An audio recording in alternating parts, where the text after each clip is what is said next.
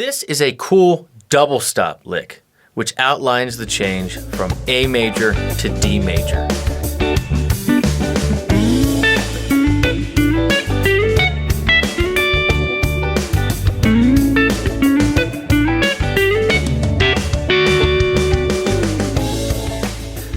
This progression has an A major, but then it quickly moves over G major and then ends up on D major. So you can think of it as A mixolydian, but the real thing we want to do here is we're going to harmonize our major scale from A and then do the same thing in D. We're going to ascend from A, jump over a string set, and then descend to D. And then it adds a really cool linear flavor to an otherwise pretty vanilla lick. So here we go. We're going to start in A. And what I'm going to do is I'm going to play the 11th fret 4th string and the 10th fret 2nd string.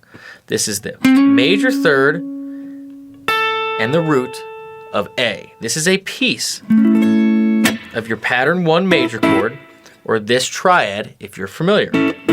I'm simply omitting the note on the 3rd string, which is the 5th, which is E. And I'm going to keep this. This is called a double stop or a dyad, where we're playing 2 notes, 1 string set apart. Now I'm focusing on the 3rd here because the 3rd is what creates chord function. So this gives us the sound of A major. What we're going to do is we're going to do a quick little walk up. That gives us the sound of the 2. And then this, 2 frets higher, gives us the sound of the 1 again. Yes, I am playing 2 of the notes that would be in C sharp minor. But since I'm not playing that C sharp, and the backing track is still playing A, this is just the next inversion for A major, because the C sharp is in it. And remember, the C sharp, the 3rd, is what creates the chord function. So you're thinking A. Then, when it switches over to D, you're going to move this same shape over to the 3rd and 1st string, respectively. And that's D. That's your 5th and your major 3rd. Move the same shape down 2 frets. And then 2 frets again.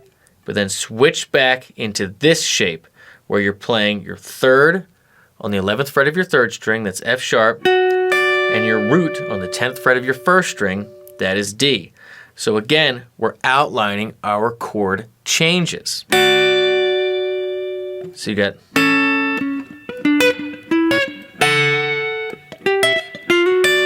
Now what I'm doing here is I'm adding rhythm with my picking hand to give it that country staccato sound. So if you listen to the backing track, you can hear it's got a lot of the.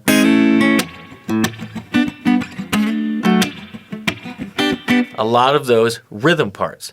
I'm going to mimic that with my hand chicken picking, like hybrid picking. So I'm going to keep this between my pick and my ring finger going back and forth. It's that constant feel that you would be playing if you were strumming that ticket. But it's up here. So I got.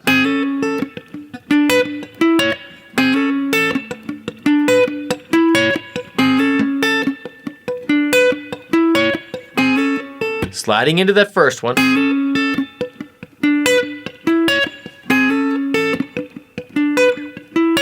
And then keeping that going as I move over to the D.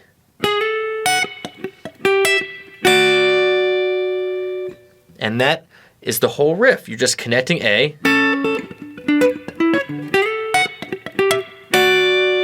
And you're keeping that hybrid thing going.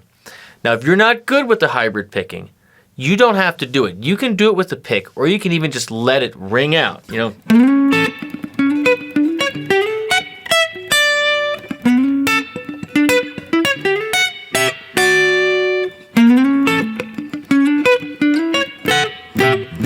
And strum it even if you need to. But I find using the pick and fingers really gives it that snap, that country snap, that dyads just, I think it just brings them to life. So now, why don't you take a listen to it with the jam track?